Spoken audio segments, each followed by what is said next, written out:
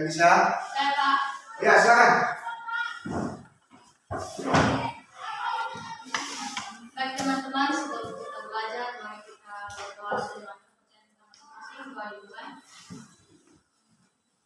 Tuhan yang berada dalam surga, kepada yang Tuhan Yesus kita cinta pada saat ini,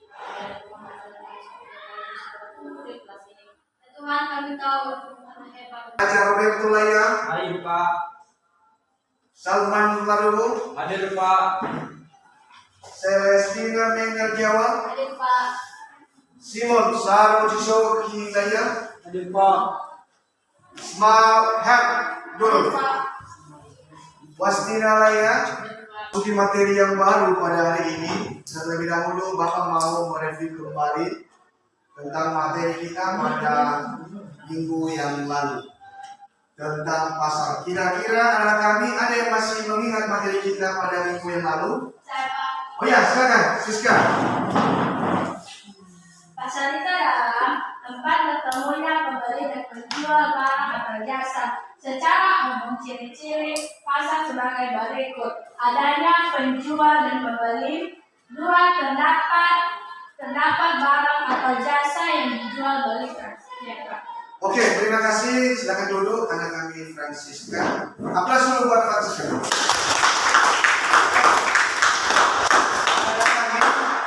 Ini salah satu contoh yang baik, ya. Jadi memberikan kepada kami sebagai contoh. Ini perlu kita tiru seperti begini, ya.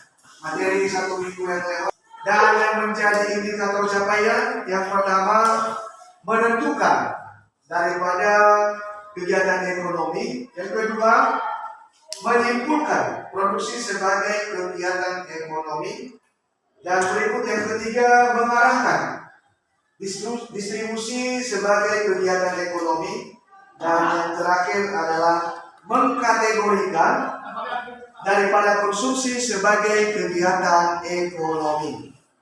Baik anak-anak kami, yang menjadi tujuan pembelajaran yang pertama, melalui menyimak video pada materi pembelajaran, siswa dapat menentukan kegiatan ekonomi dengan baik. Yang kedua, melalui menyimak video, siswa dapat menyimpulkan produksi sebagai kegiatan ekonomi dengan benar. Berikut, melalui tayangan slide, siswa dapat mengarahkan distribusi sebagai kegiatan ekonomi dengan tepat. Melalui kegiatan ekonomi, ini terakhir, kegiatan diskusi siswa dapat mengkategorikan konsumsi sebagai kegiatan ekonomi dengan baik dan benar. Nah, jadi itulah beberapa tujuan setelah kita mempelajari daripada materi yang akan Bapak sajikan pada pagi hari ini. Nah, jadi untuk lebih jelasnya anak-anak kami, walaupun materi pada hari ini tidak bisa Bapak sajikan, melalui proyektor, namun ini silakan dilihat saja. Ya, walaupun Bapak tayangkan dia melalui laptop, namun itu Bapak harapkan nanti tidak menjadi sesuatu hal yang menghalangi motivasi anak kami untuk bisa ikut serta berpartisipasi di dalam kegiatan belajar pada hari ini. Nah, baik anak kami, ini videonya silakan disimak, dilihat walaupun dalam jarak yang terlalu jauh tidak masalah, minimal bisa mendengar suara dan melihat bayangannya.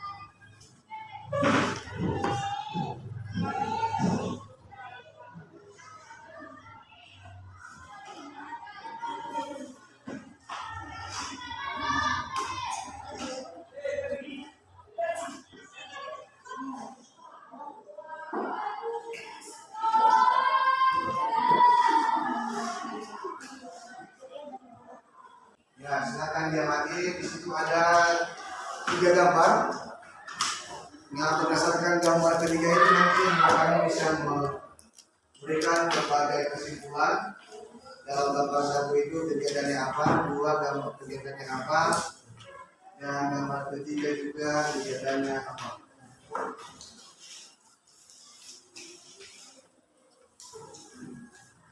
Bagaimana jelas dari kelompok 1. Baik, karena kami sebelum kita mulai diskusi kelompok, kalau ada yang perlu jelas, yang perlu dipertanyakan, kami berikan pengamatan berdasarkan video yang sudah Bapak sajikan.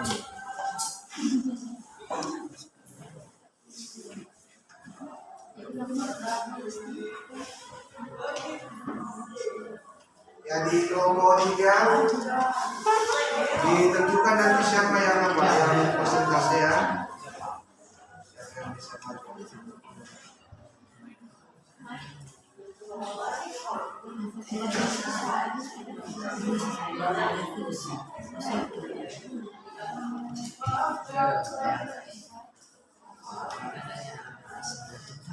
Kelompok 2 ini?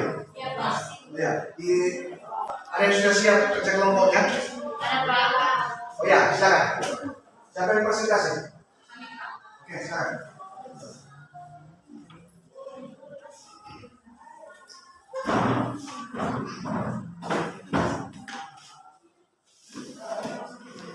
Baik, kami akan menampilkan hasil kami.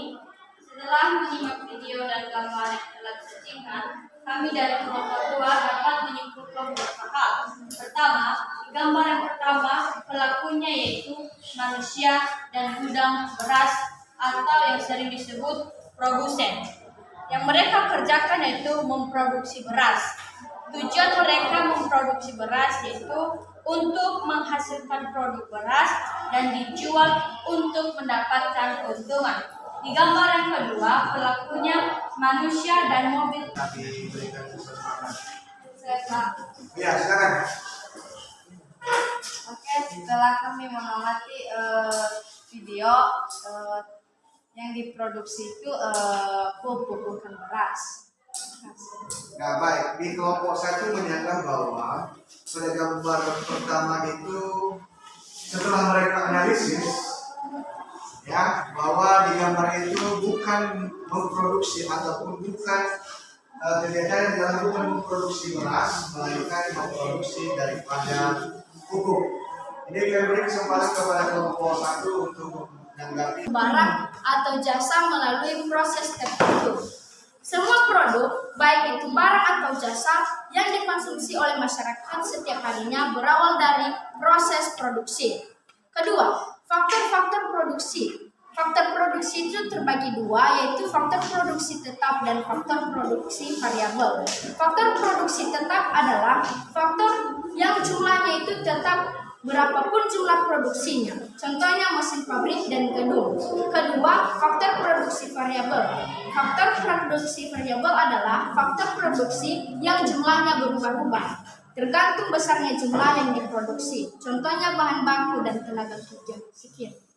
Oke, demikianlah presentasi hasil diskusi dari kelompok 1. Maka kami berikan kesempatan kepada kelompok yang lain untuk menanggapi atau ada masukan, saran, pertanyaan, kami beri kesempatan. Oke, dari kelompok 2 kami silakan. Yang menjadi pertanyaan kami dari kelompok 2, bagaimana cara memproduksi sebuah jasa? Ya, bagaimana cara memproduksi sebuah jasa? Ditambah aja dulu, yang lain. Ada Pak. Ada, silakan. Yang menjadi pertanyaan kami kelompok 3, apa saja itu faktor-faktor produksi? Ya, apa saja faktor yang mempengaruhi daripada produksi? Oke, Bapak ulangi ya. Pertanyaan pertama, ya, bagaimana cara memproduksi daripada jasa? Yang kedua, bagaimana apa itu faktor-faktor penyebab daripada produksi?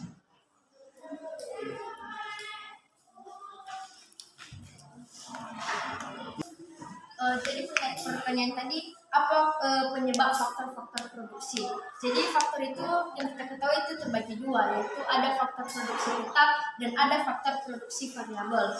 Kenapa ada faktor produksi tetap? Itu contohnya itu karena pabriknya itu besar, jadi produksinya itu menetap di dalam satu pabrik. Sedangkan di faktor produksi variabel bisa saja kita artikan itu pabriknya itu kecil, makanya bisa berubah-berubah tenaga kerja dan tempat kerja. Nah baik, sedikit Bapak tambahkan tentang jasa tadi bahwa jasa itu memang dihasilkan, namun dia bukan dalam bentuk barang, tidak berwujud dia. Berubah-ubah tergantung besarnya jumlah yang diproduksi. Contohnya, bahan baku dan tenaga kerja. 2. Melakukan produksi atau jasa yang memanfaatkan SDA dan SDM dengan maksimal yang bisa menguntungkan bagi pemerintah dan masyarakat luas. 3. Distribusi adalah kegiatan erat keterkaitannya dengan bisnis sehingga tidak jauh kata distribusi berkesinambungan dengan penjualan, pemasaran, dan pengiriman barang atau bisa disimpulkan upaya-upaya pelaku bisnis dalam melakukan penjualan sehingga barang produksi mampu dibeli oleh target konsumen. 4. Untuk mencapai tujuan distribusi ada beberapa cara yang dilakukan agar barang sampai kepada konsumen. Cara tersebut antara lain sebagai berikut. A. Distribusi langsung. Distribusi langsung adalah distribusi barang atau jasa tanpa melalui perantara sehingga penyaluran langsung dari produsen kepada konsumen. Contoh, pedagang sate langsung menjual barang kepada konsumen. B. Distribusi tidak langsung. Distribusi tidak langsung yaitu sistem distribusi dan Ada yang bisa? Ada kok. Oke, silakan. Apa kesimpulan yang sudah disimak tentang materi pada hari ini? Baik, jadi kesimpulan yang kami dapatkan itu yaitu pertama kami tahu apa aja itu kegiatan ekonomi, mau dari produksi, distribusi, konsumsi. Jadi produksi itu yang berasal dari bahasa Inggris yaitu to produce, yang distribusi adalah kegiatan untuk Sebagaimana kita ketahui pada gambar yang sudah Bapak saksikan tadi, Bapak tayangkan tadi, bahwa gambar pertama itu merupakan kegiatan produksi, gambar kedua itu merupakan kegiatan distribusi, dan gambar yang ketiga adalah kegiatan konsumsi. Nah, di dalam kegiatan ekonomi, di dalam kegiatan ekonomi itu ada 3 kegiatan yang sudah kita pelajari hari ini. Ada kegiatan produksi, ada kegiatan distribusi, dan ada kegiatan konsumen. Nah, di dalam kegiatan distribusi dibagi lagi, diuraikan lagi daripada kegiatan distribusi itu. Ada distribusinya yang langsung, di mana antara penjual pembeli itu bisa langsung ketemu, ya. Ada distribusi tidak langsung. Nah, jadi di sana barang hasil produksi tidak langsung kepada konsumsi.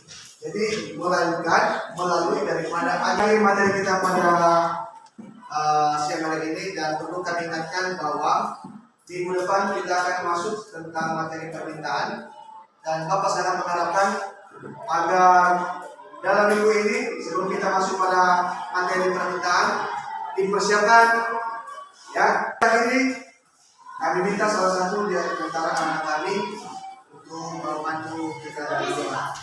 Ada yang bisa? Oke, silakan.